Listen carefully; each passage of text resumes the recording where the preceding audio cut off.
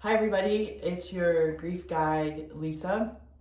I am privileged and honored to have with me today Alli, and she's lost a brother, and she's here to tell her story and to kind of share her grief journey with us and share her life with us. So thanks for being here, Alli. Thank you for having me. Yeah, tell us about your brother. So I had an older brother. His name was Joe, and we were 18 months apart. So we were very close in age and personalities and everything.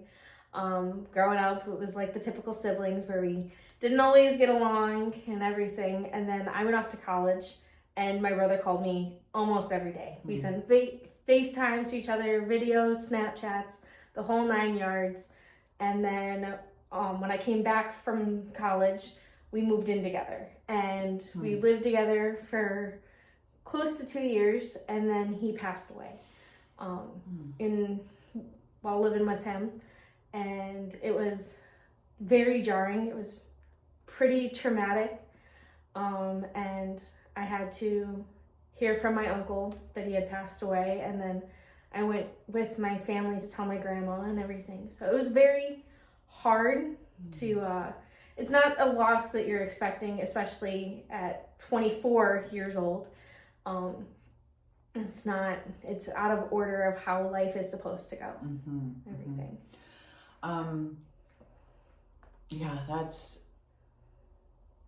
The fact that he was living with you and you were doing life together and you were so close already. They say that sibling loss is, as you said, out of order, and the layers that go with that, because this is the person that you're supposed to share continued history with and carry the family story forward, right? And that's why sibling loss is so devastating, right? Because this is the person who you did all the childhood things with, right? Created all the memories. You two are the ones that maybe know stories that your parents don't know even yet, right? Yeah, exactly. So how does that, how is that doing in your soul? I feel like I lost, I mean, obviously I lost my brother, but I feel like I lost my parents and myself too. My parents are not the same as they used to be. My dad's not the same. My mom obviously isn't the same. And I feel like I was always described as a really bubbly person, but now I get described as a black cat. So it's been a big change in my personality. And there's a part where it's oh, I gotta tell Joe this. And then it's oh, I can't tell Joe that. And it's so now I tell my dog, listen, this is what happened. But it's just you lose that part of you. And it's my mom was saying, I'm gonna watch you and your other sibling grow up, but I will never, Joe will always be 26. Joe will never go older. And when we were at the funeral home, they said, who's the oldest? And I paused, because it's well, now I am, and there's gonna be a day where I'm finally the same age as my older brother, and it's not something that I think I'm ready for. It's not something I ever thought I would have to come to terms with, but there will be a day where I'm older than my older brother. Yeah, and I think you also make another really good point that happens in families with sibling death and loss, is that the role changes. And it's a role that you didn't ask for and that you particularly don't want. And I'll share this with you because that also happened to my daughter, who was in the middle between two brothers.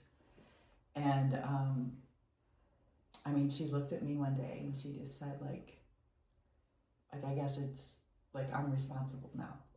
Yeah, I was okay being in the middle. Yeah, exactly. I didn't want all of the responsibility, but yes, yeah. Well, I would say from the short time that I've known you, you seem to be handling it with such grace and such love and kindness when I see you with your parents. And I'm telling you, it has blessed me tremendously, because I think what can happen too, and I've seen this before, is that you as the left behind sibling could turn the other way and be resentful and bitter and angry.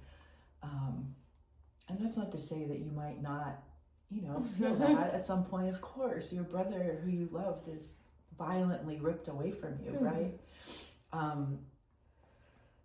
But I just want to say that I've seen you, and it's beautiful to see, and deeply painful, right? Because you're not the oldest. Yeah.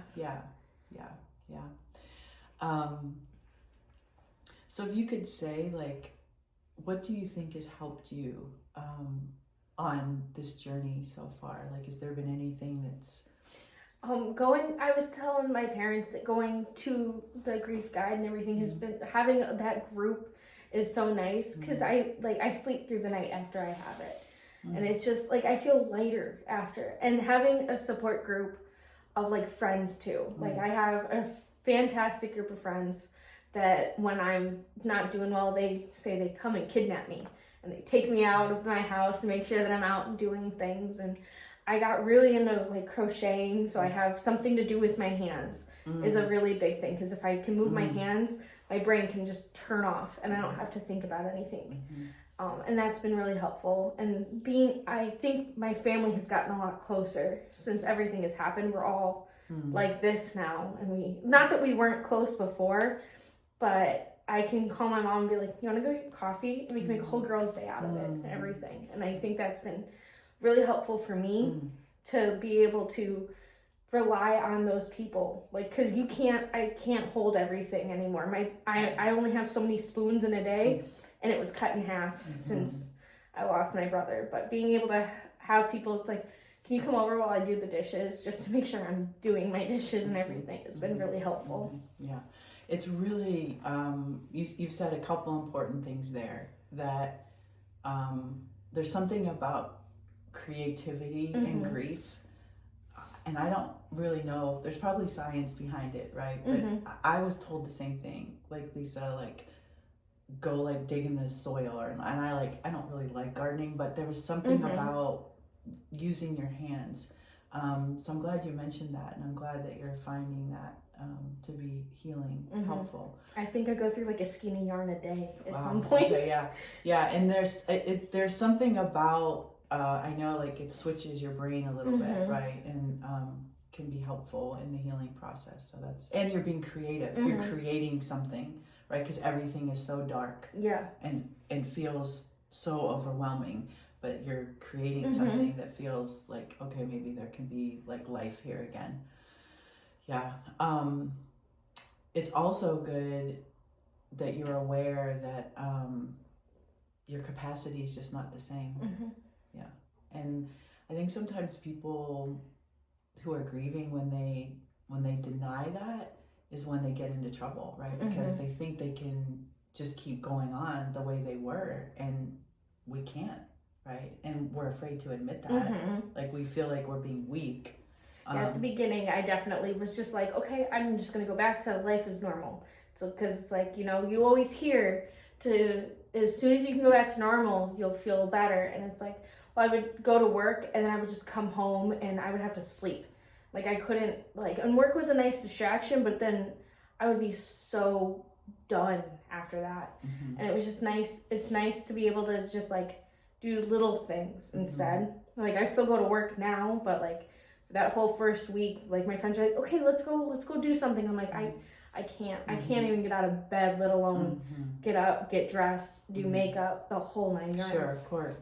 And I'm sure you've also come to realize that your real friends won't be offended. Oh, yeah. Or like, oh my gosh, why isn't she coming? And what's wrong with her? Your real friends will be like, whenever you're ready. I've had real friends that come and just sit in my room while I there you go. lay there. We scroll through TikToks at the same time in opposite sides of the room, just so we're not alone. Yes, that's wonderful. Yeah, and I wish everybody had that. And I wish everybody had people in their lives that weren't trying to fix us or tell us the way we should be, or tell us that we're, not moving along fast enough. Yeah, so I'm really grateful that you have some good, solid people in your life like that.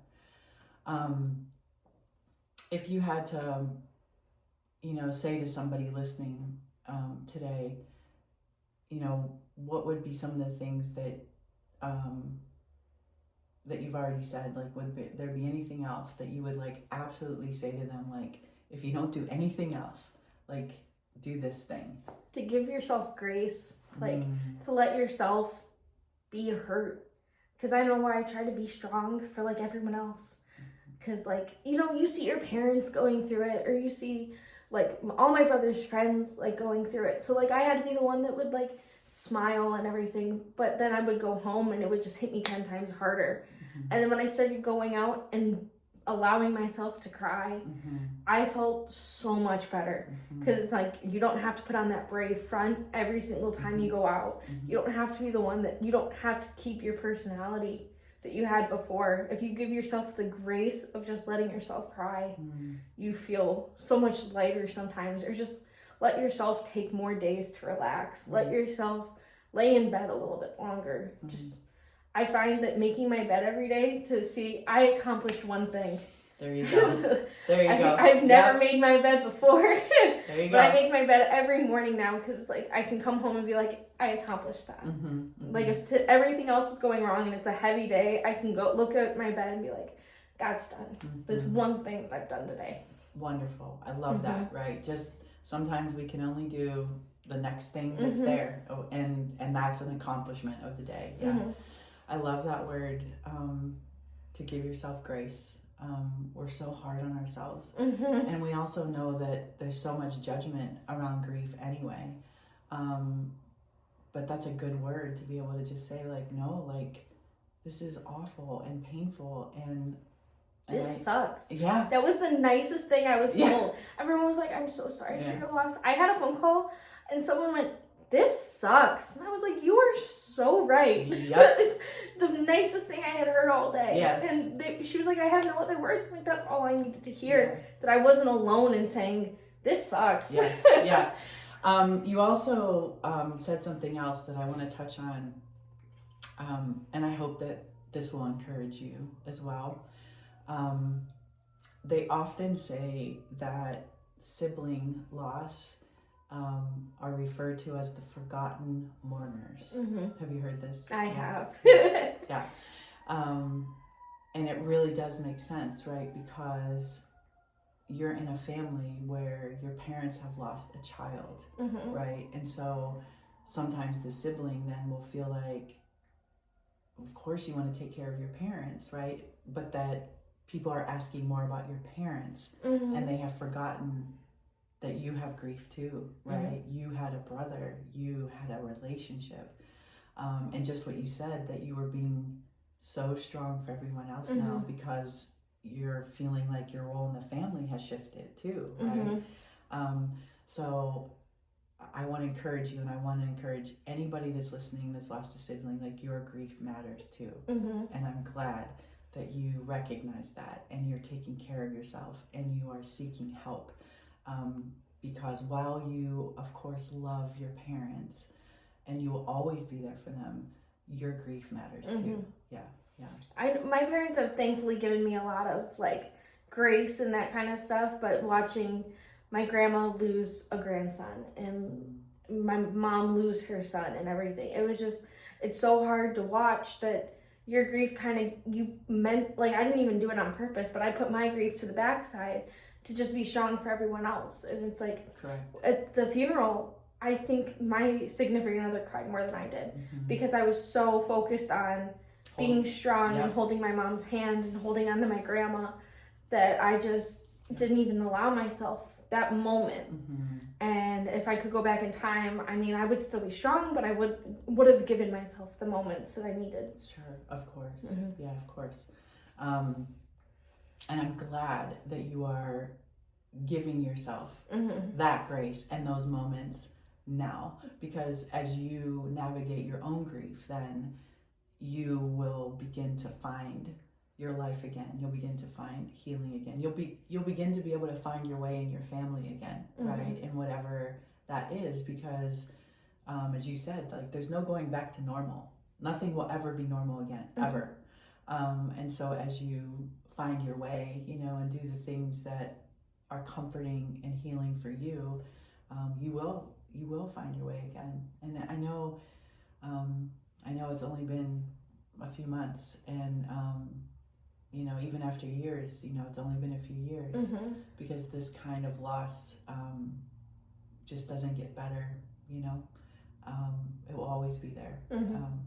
But Alli, it's an honor to know you and to walk alongside you and your parents, and just what a beautiful, we call it bearing witness to grief, right?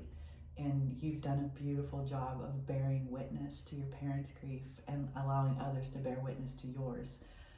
So thank you for sharing your story and your life with us today. Thank you. Yeah, all right. See you, everybody. Bye-bye.